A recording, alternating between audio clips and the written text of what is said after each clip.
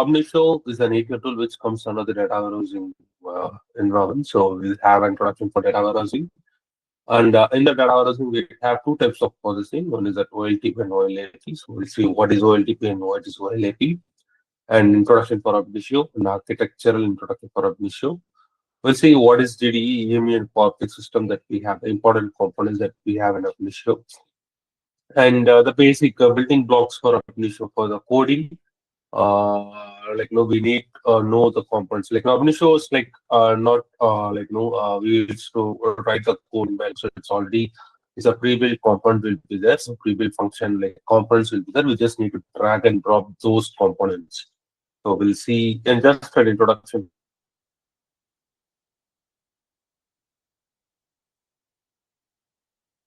for the component.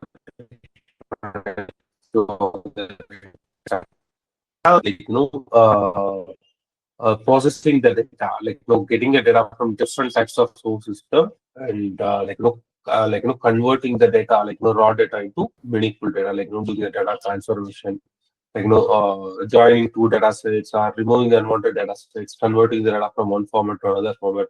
So while doing all this kind of transformation, and once we are ready, once we get the proper the structured data, then we load the data into some storage system. So usually it will be a database. So that particular storage system we used to call them as a warehouse, data warehouse. So this entire system we used to call them as a data warehousing. So in the data warehousing, we got two types of layers. One is that ETL layer. Next, we have presentation layer. So ETL layer, where we have all these ETL tools. So I'm going to show Informatica, data stage. So all this ETL will come under the ETL tool will come under this ETL layer. So this ETL layer, which will extract the data from the source system, which will do the data transformation, and then which will load the data into the transform load data load. It will load the transform data into the data warehouse. So all these will take care by like ETL tools like Initio Informatica and other such ETL tools that are available in the market. So once we load the data, once we load the transform proper data into the data warehouse, then we have a presentation tool like Power BI or any which can pull the data, whichever data that we have loaded, right? So it will pull the data, and by using that particular data, it can create a reports for analytical purpose. So usually, why we need data warehousing in the sense like we have a data, right? So by having that historical data, an organization, they can analyze it. So they can see in which particular area, like which particular product is going well. So why any one particular product is not going well in any particular region. So they can analyze it, by having their sales data or having their,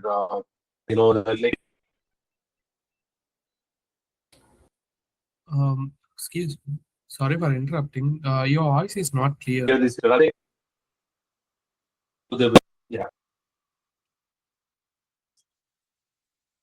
Okay.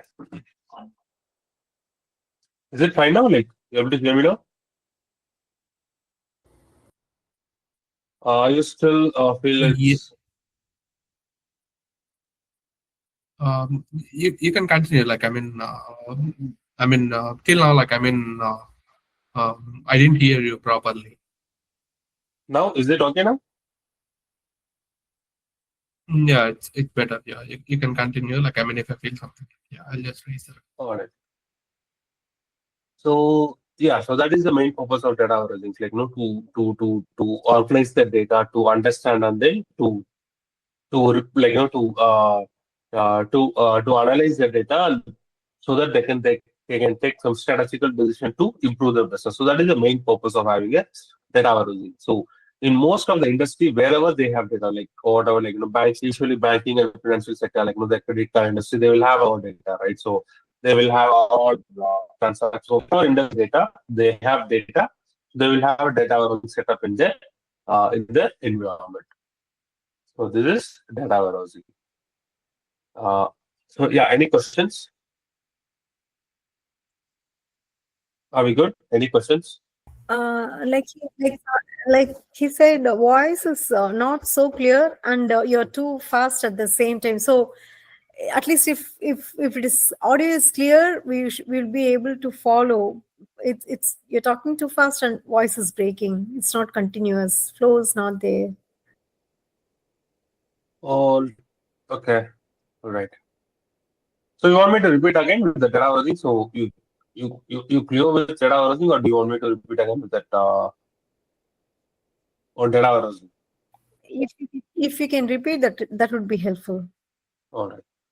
So the ETL, whatever the detail will application, right? So it will come under the data warehousing field. So data warehousing is nothing but taking a data, like taking a data from multiple source system and then processing the data. Processing the data in the sense like converting data from one format to another format. So getting a data from source system, converting the data from one format to another format, like doing the data transformation, and then loading the data. So that loading, we used to load the data into some storage system. So usually it will be any database, RDBMS database. So this continuous process is called data warehousing. So in the data warehousing, we have two layers. One is the ETL layer, and next we have a presentation layer. So in that ETL layer, we have all these ETL tools, such as like Ab Initio, Patica, and data. So all these ETL tools will come under this area. So these ETL tool will take care of extracting the data from the source system and then doing the data transformation and then loading the data into a data warehouse. So all these will be taken care by ETL tools like Ab Initio, Informatica, Data Stage, and any other like we have many other ETL tools available in the market, right? So all this will be taken care by these ETL tools. And next, on top of it, we have a presentation layer, such as reporting tools. So these reporting tools will fetch the data which got loaded by ETL tools, right? So it will fetch the data, and then it will create a reports based on our requirement. We create a reports for analytical purpose. So organization, they will have the reports and they can analyze it. So they can study the environment, they can study the market, and then they can come up with some decision to improve the business. So this is the main purpose of having a data warehousing. So most of the industry, so whoever is having the data within, so they will have a data warehousing. So by having a data warehousing, they will create a report, they will analyze it, and they can see how they can improve the business. You got it, right? Yes, thank you. So this is data warehousing. And in data warehousing, we got two types of processing. One is an OLAP, and next we have OLTP. So OLAP is nothing but online analytical processing, and OLTP is nothing but online transaction processing. And OLAP is historical data processing, and OLTP is a day-to-day processing. And the OLAP, it's a not real-time data since it processes historical data. It's not a real-time data processing, but OLTP, it's a real-time or near real-time data processing. So let's say you are having a credit card, and by using that credit card, you're purchasing, you're going to a particular shop and you're using that credit card, you're purchasing something. So once you swipe your card, immediately that swiping machine, that third party swiping machine will collect the information from your card, and then it will automatically send some data to your bank server. So your bank server, there will be an application, there will be an application which will be running 24/7. It's waiting for data. So once it receives the transaction data, so it will process something, and then it will take a note of all the transaction and all this stuff, and then it will send the SMS acknowledgement back to your registered mobile number. So this particular process, that one application which is running 24/7 at the bank server is called OLTP process. It's a online transactional processing, so which will be running 24/7, and it will process the real data, real data and the real or near real time, the current day data, like that one on that particular transaction data. So that is OLTP process. So let's say the same banking industry. So let's say you are a customer for the particular bank for past 10 years or 15 years. So they have all your transaction data, all your transactions, and what type of transaction that you are doing with that particular credit card and all this stuff, right? So what they can do, they can analyze it. So, with all these but having all these 15 years of transaction data, they can analyze it. So by using that particular credit card, so what are the type of transaction that you are doing and what time that you are doing the transaction. So by that way, you're not using that particular card for buying an airline ticket. So what they can do, they can come up with some offers or some discounts to make you purchase a ticket by using that particular credit card. So there is OLFE process, by analyzing the historical data, they can see how they can improve the business. So this is OLAP process, online analytical processing. So in banking industry, they will have OLTP process as well as the OLAP process. The OLAP process, which will process the historical data, and OLTP process, which will process the current data, or the real data, near real-time data. So this is OLTP process. And yeah, since OLAP process the historical data, it's not a real time.